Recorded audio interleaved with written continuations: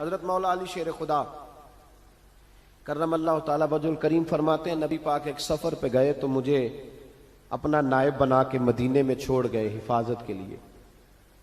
میری باتوں کی سمجھ تو آ رہی ہے نا آپ حضرات کو؟ حضور مجھے چھوڑ گئے. کہتے ہیں میرے پاس مال غنیمت کے تھوڑے سے پیسے تھے, میں سونے کا ایک ہار لایا, ایک لاکٹ لایا اور سیدہ فاطمہ کو تحفہ دیا پہلی دفعہ, سونے کا ہار. انہوں نے پہن لیا. نبی پاک علیہ السلام کا طریقہ مبارکہ یہ تھا کہ حضور جب سفر پہ جاتے تھے تو سب سے آخر میں سیدہ فاطمہ کے گھر جاتے, اور جب واپس آتے تو سب سے پہلے آتے, سب سے پہلے. حضرت علی کہتے ہیں قاصد آیا, اس نے آ کے بتایا کہ کل نبی پاک واپس آ جائیں گے. سیدہ فاطمہ بڑے دنوں سے انتظار کر رہی تھی کہ حضور آئے نہیں, اتنے دن ہو گئے.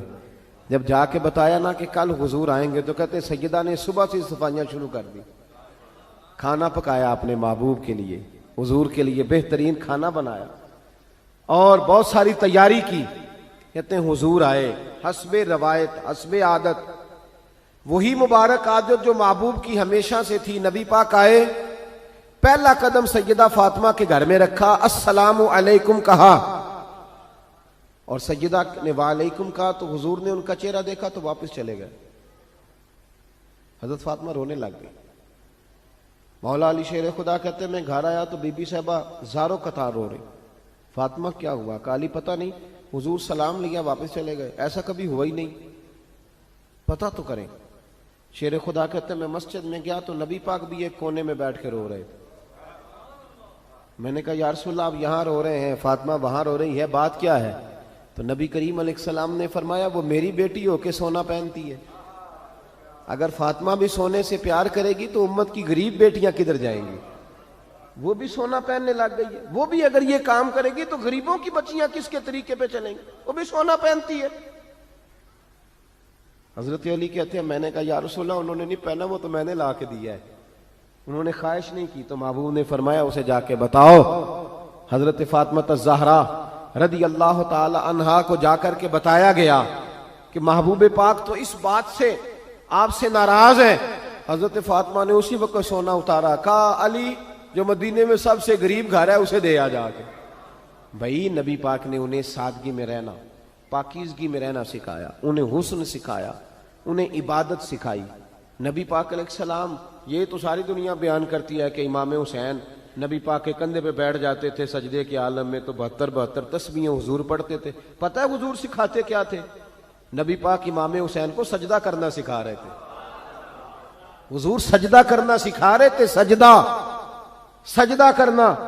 پورے کربلا میں, پورے کربلا کے واقعے میں کسی جگہ بھی امام حسن اور امام حسین نے کسی ایک مقام پہ بھی یزیدیوں سے کوئی مطالبہ نہیں کیا, کوئی بات نہیں منوائی, کہا جو تمہاری مرضی. ایک بات صرف کی, ایک گزارش, توجہ ہے میری بات پر, ایک بات صرف کی, ایک مطالبہ رکھا.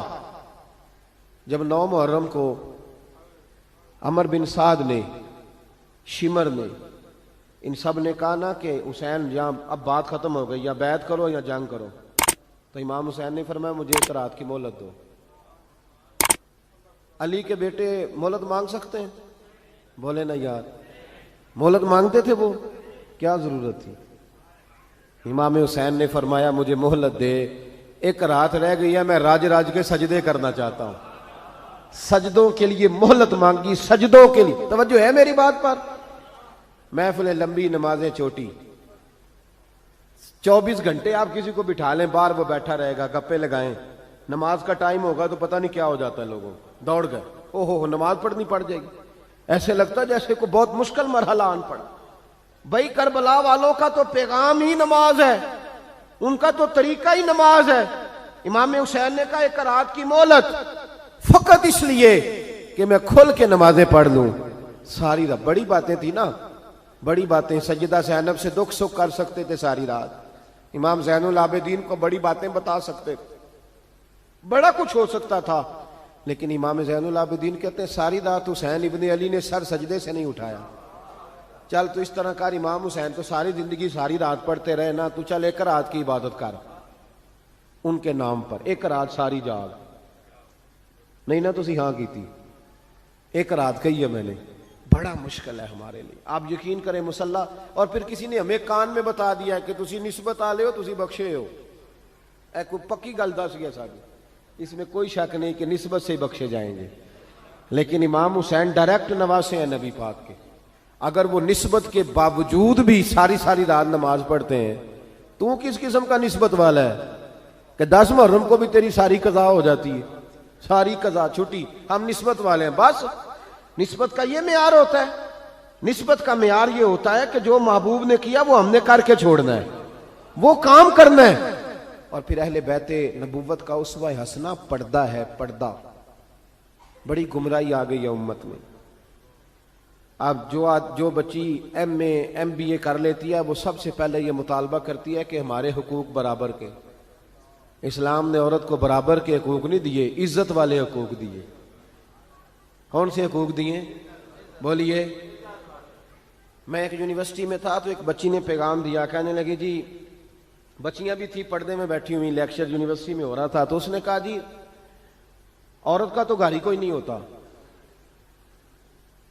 عورت کا تو گھر ہی کوئی نہیں, تو ہم کدھر جائیں؟ میں نے کہا چلیں ادیبانہ انداز میں یہ بات درست ہے لیکن حکیمانہ انداز میں درست نہیں.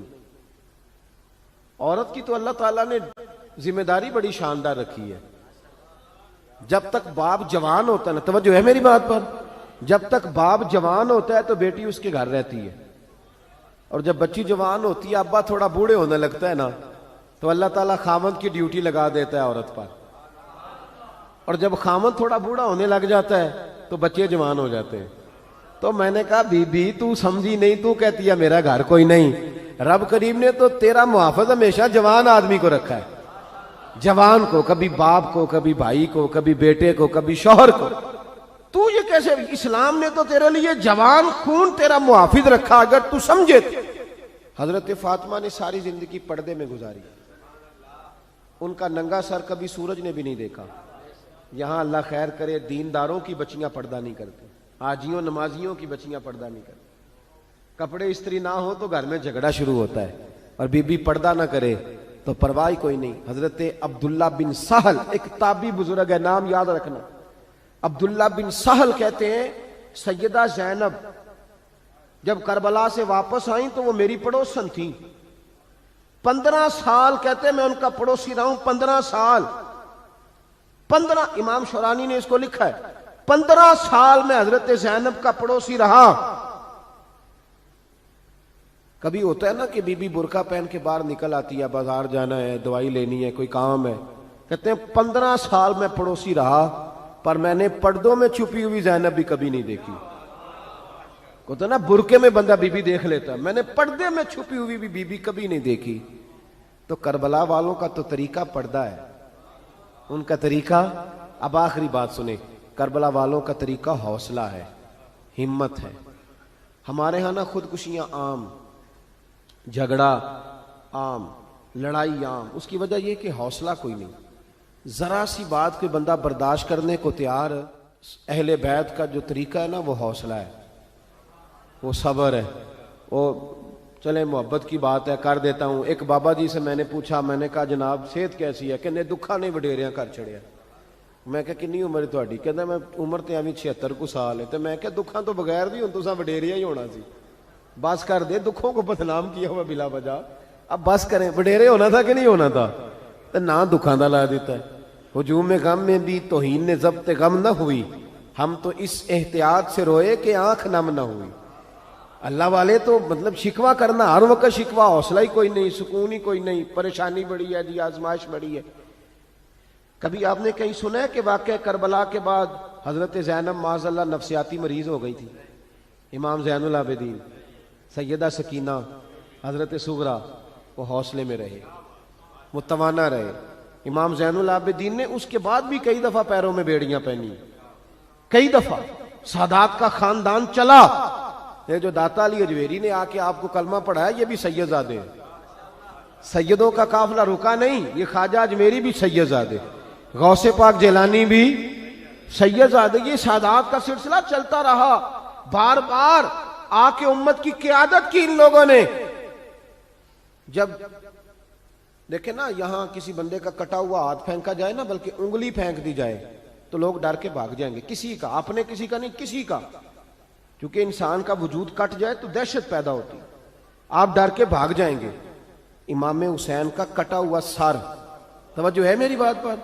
ذرا غور کرنا، بندے کا سر کٹ جائے، ہم سنتے ہیں بات پر غور نہیں کرتے۔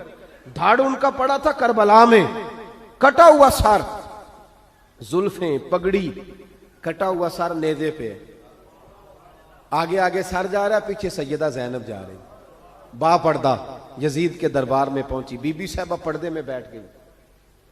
یزید کہنے لگا دیکھ لو اللہ نے مجھے عزت دی اور میرے دشمنوں کا معاذ اللہ کیا حال ہوا۔ جب اس نے یہ کہا نا تو حضرت نعمان بن بشیر صحابی بیٹھے تھے، اور ساتھ کہتے ہیں میرے ایک نابینا صحابی بھی بیٹھے تھے۔ حضرت نعمان بن بشیر کہتے ہیں کہ جب اس نے یہ کہا نا کہ اللہ نے مجھے عزت دی اور نقل کفر کفر نہ باشد، میرے دشمنوں کا یہ حال ہوا، تو کہتے ہیں سیدہ زینب وہاں سے اٹھ کے کھڑی ہو گئی، با پردہ سیدہ زینب کھڑی ہوئی، اور فرماتے ہیں اس طرح نہیں کھڑی ہوئی کہ بیویاں روتی ہیں تو کہتی ہیں ہائے یہ ہو، اس طرح نہیں، حوصلہ، ہمت، اور جس طرح کوئی سیاںا خطیب خطبہ پڑھتا ہے اس طرح سیدہ نے خطبہ پڑھا، پہلے اللہ کی حمد کی، پھر نبی پاک پہ درود پڑھا، اور پھر قرآن پاک کی آیت پڑھی وَتُعِزُّ مَن تَشَاءُ وَتُذِلُّ مَن تَشَاءُ، یہ آیت پڑھی۔ کہتے سیدہ کی آواز میں وہ روب تھا، وہ گرج تھی، وہ وقار تھا، وہ اطمینان تھا کہ وہ نابینا صحابی میرا گھٹنا ہلا کے کہنے لگے نعمان علی آ گئے ہیں دربار میں، علی آ گئے ہیں، جبریل امی بول رہے ہوں جیسے، حکمت کے گوہر رول رہے ہوں جیسے، دربار دمشق میں بی بی زینب کا خطاب منبر پہ علی بول رہے ہوں جیسے۔ کہا یہ تو حضرت علی کی آواز، علی آ گئے کیا، علی آ گئے؟ سیدہ زینب فرمانے لگی یزید تیری حکومت ہے تو کہتا ہے کہ اللہ نے تجھے عزت دی، ذرا وقت بدلنے دے، ذکر تیرا بھی ہوگا پر تجھ پر لوگ لعنت برسائیں گے، اور جب میرے حسین کا ذکر ہوگا تو خطیب جمعے کے خطبے میں ذکر کیا کریں گے، خطبوں میں میرے نام۔ بھائی حوصلہ پیدا کرے زندگی میں، ہمارے اندر حوصلہ نہیں رہا، حوصلہ نہیں، توانائی نہیں، ذرا سی بات پہ ہم بگڑتے ہیں، ناراض ہوتے ہیں، اپنی طبیعتوں کو اکٹھا کریں۔ پہلا سبق یہ عرض کیا ہے کہ اہل بیت سے پیار کریں، بحث چھوڑ دیں، صحابہ سے پیار کریں اور بحث، نبی پاک کا میلاد منائیں اور بحث کرنی چھوڑ دیں۔ اور دوسری بات یہ کہ اہل بیت کا طریقہ فقر و فاقہ ہے، ان کا طریقہ سخاوت ہے، ان کا طریقہ پردہ ہے، ان کا طریقہ عبادت ہے، ان کا طریقہ حوصلہ ہے۔ حوصلہ مند زندگی گزاریں، توانائی والی زندگی گزاریں۔